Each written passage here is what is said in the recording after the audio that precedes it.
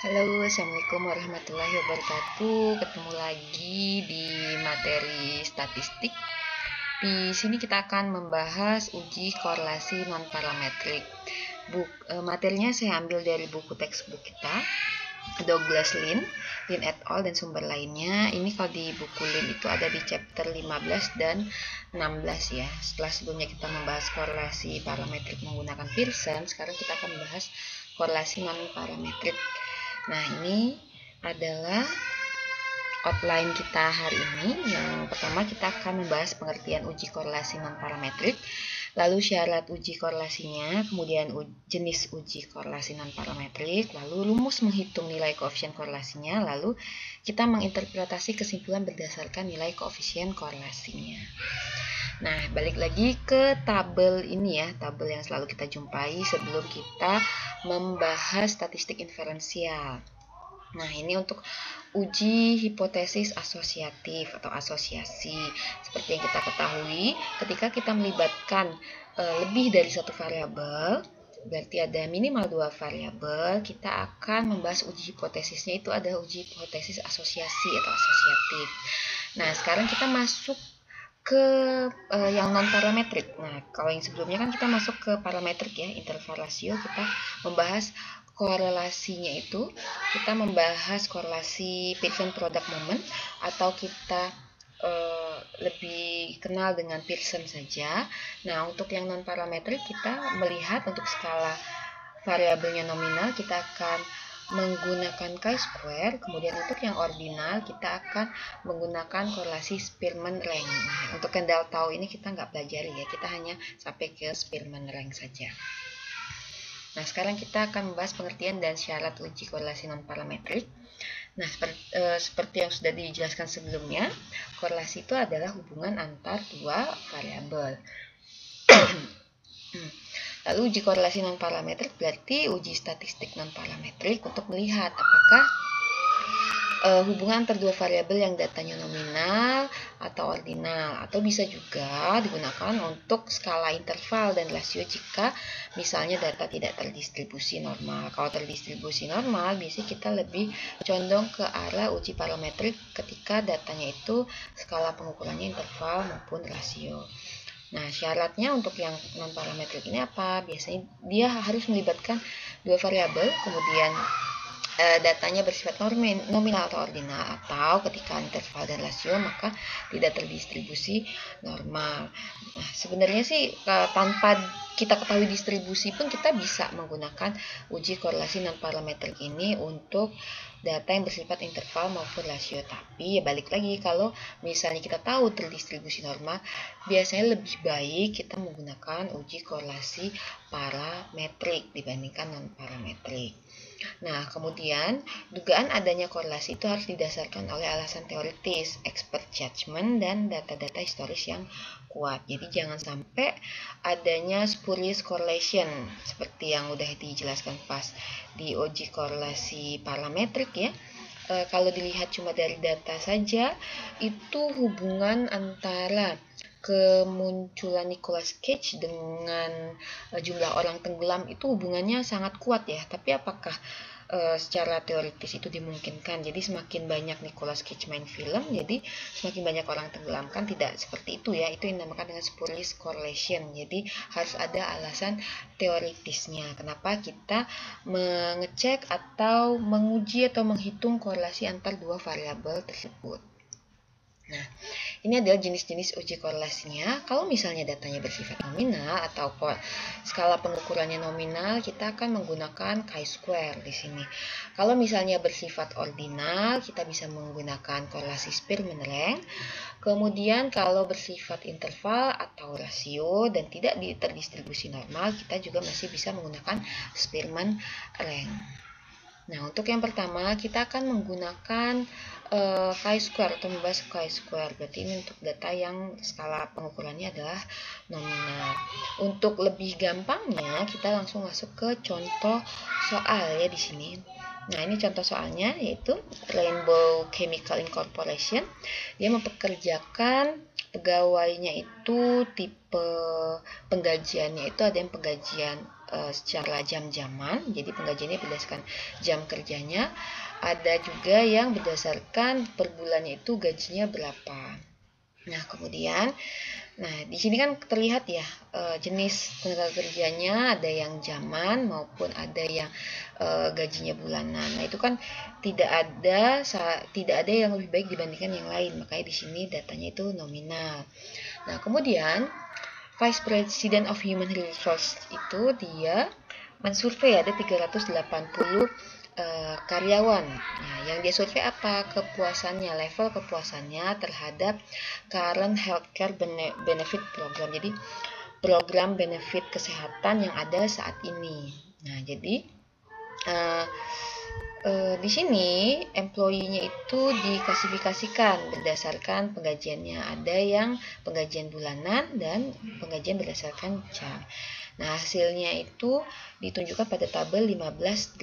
Jadi ditanyakan tuh untuk yang karyawan yang digaji secara bulanan maupun yang digaji secara jam-jaman di sini. Tanyain puas atau enggak, atau netral atau tidak puas di sini. Nah, dapatlah data seperti ini. Totalnya adalah 380 karyawan. Yang pegawai yang digaji bulanan ini totalnya 55 dan digaji jam-jaman itu 325. Ada total 170 karyawan yang menyatakan puas, 144 netral, dan 66 karyawan yang menyatakan tidak puas.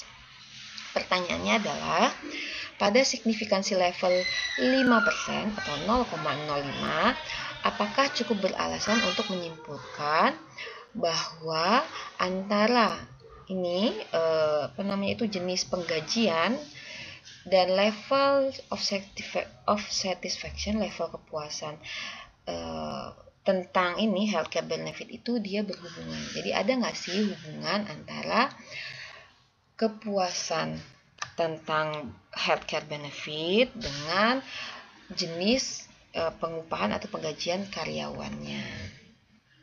Nah, seperti biasa ya, ada 6 langkah. Langkah pertama, kita nyatakan H0 dan H1. Nah, untuk H0 berarti tidak ada hubungan antara level of satisfaction dengan pay type-nya. Jadi tidak ada hubungan antara jenis penggajian karyawan dengan level kepuasan karyawan tersebut. H1-nya atau H alternatifnya berarti ada hubungannya. Nah, kemudian langkah kedua, tentukan taraf signifikansi alfa. Sudah ada di soal, alfanya 5%. Kemudian langkah 3, pilih uji statistik yang sesuai, jenis datanya nominal. Kemudian uji yang digunakan itu ada uji chi-square di sini. Nah, kemudian langkah keempat, formulasikan decision rules. Nah, karena kita menggunakan chi-square di sini berarti kita menggunakan kurvanya adalah si kurva chi-square juga. Nah, ini chi-square ya. Nah, untuk menentukan critical value-nya seperti biasa kita harus tentukan dulu degree of freedom-nya. Nah, degree of freedom di sini didapatkan dari number of rows dikurangi 1 dikali number of columns dikurangi 1. Nah, kita lihat number of rows-nya itu kan jenis penggajian tadi ya. Kemudian number of columns-nya itu adalah jenis kepuasan, level kepuasan. Nah, di sini berarti 2 dikurangin 1 dikali 3 kurang 1 ini sama dengan 2. Nah, kita lihat nih, degree of freedom-nya sama dengan 2, kemudian alfanya 5%, dapatlah critical value-nya adalah 5,991. Berarti apa nih decision rules-nya? Decision rules-nya adalah tolak H0 ketika nilai chi-square hitungnya lebih besar dibanding 5,991. Ini adalah region of rejection-nya yang diarsir ini. Kalau kurang dari 5,991, do not reject H0. Kita gagal menolak H0 di sini. Nah, kemudian langkah kelima, cari nilai statistik hitung dan pengambilan keputusan. Nah, pertama kita cari terlebih dahulu expected frekuensinya. Nih, lambangnya FE ini ya, frekuensi ini E-nya adalah expected. Rumusnya adalah row total dikali kolom total dibagi dengan grand total. Nah, kita lihat di sini. Row totalnya, nah di sini ya, row totalnya tadi Nih, low totalnya 55. Ini kemudian kolom totalnya, nah masing-masing kolomnya ada di sini ya. Nah, kemudian kita cek dibagi dengan grand totalnya. Nah, didapatkan bahwa untuk yang di sini yang jenis karyawan itu salary bulanan, kemudian level kepuasan itu satisfied, frekuensi expected-nya adalah 24,61. Nah, kemudian untuk yang hourly, kemudian dia satisfied, dia adalah 145,39. Nah, 24,61 ini dapat dari mana? Itu dapat dari, kita lihat nih, low total untuk salary berapa, kemudian dikali kolom total untuk yang satisfied berapa, dibagi dengan grand total. Berarti kalau di situ yang salary 55 dikali dengan 170 dibagi 380, dapatlah di sini 24,61. Begitu juga untuk yang di sini, yang hourly ini. Berarti yang hourly ini yang diubah cuma low totalnya, pakai yang low total hourly ya. Demikian juga untuk yang di sini, yang di sini, di sini dan di sini. Kita cari satu per satu. Nah, ini adalah frekuensi yang observernya. Berarti frekuensi yang kita observasi, yang ada data di soal. Nah, lalu chi-square hitung itu adalah jumlah dari frekuensi observasi dikurangi frekuensi expected dikuadratin dibagi dengan frekuensi expected. Ini sama dengan untuk yang pertama itu kita observasi 30 dikurangi 24,61 dibagi 24,61. Nah, ini dikuadratin, jangan lupa. Lalu ditambah lagi, nih 17 dikurangi 20,84 dikuadratin lalu dibagi dengan 20,84. Nah, lalu ditambahkan lagi, berarti di sini 8 dikurang 9,55 dikuadratkan lalu dibagi 9,55. Ditambah 140 dikurang 145,39 lalu dikuadratkan dibagi 145,39. Ditambah lagi 127 dikurang 123,16 dikuadratkan lalu dibagi 123,16. Terakhir yang ini 58 dikurang 56,45 lalu hasilnya dikuadratin baru dibagi 56,45. Dijumlahkan semuanya, dapatlah chi-square-nya adalah 2,506. Berarti keputusannya apa?